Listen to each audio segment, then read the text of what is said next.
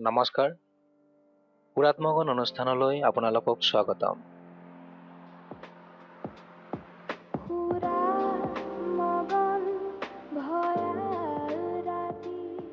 আজিৰ কাহিনী কিউৰিচিটি কোম্পানীৰ ধুনীয়া ছোৱালীজনী। স্কুলৰ দিনৰ পৰা সি তাইৰ পিনে চাই থাকে। কিজানিবা তাইৰ কিবা সঁহাৰি পায়। তাইও মাজে মাজে তাৰ পিনে চাই হাঁহি দিয়ে। তাৰ বুকু হাত পৰি যায়।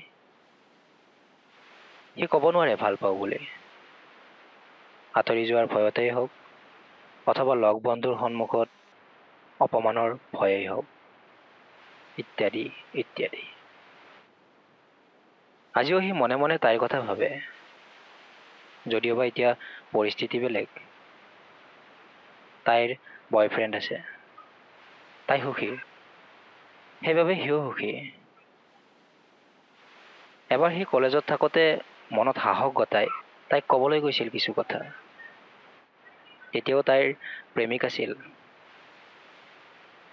কিন্তু সি ভাবিছিল মনৰ কথাবোৰ তাইক কৈ দিলে মনটো হাত পৰিব। সেইদিনা ৰাতিপুৱাই দৈহিক সুন্দৰতাক আওকাণ কৰা ল'ৰাজনে মুখখন ফেচৱাছ কৰি অলপ পাউডাৰ সানি কলেজৰ চোলাটো চুট কৰি তাৰ ফেভৰিট জোতাযোৰ পিন্ধি তাইৰ কাষলৈ বুলি ওলালে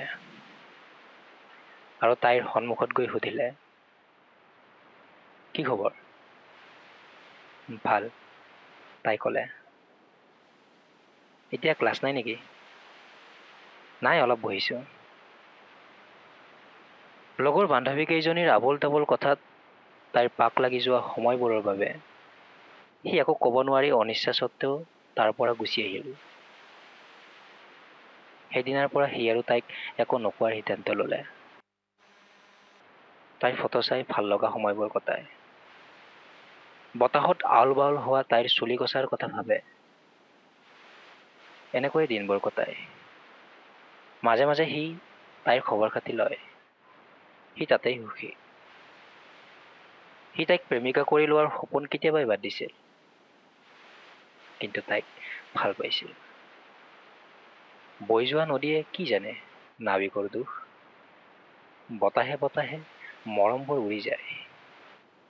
এও প্ৰেম। প্ৰেমিকাৰ নেদেখা ছবিতো থাকে অলিক স্বপ্ন।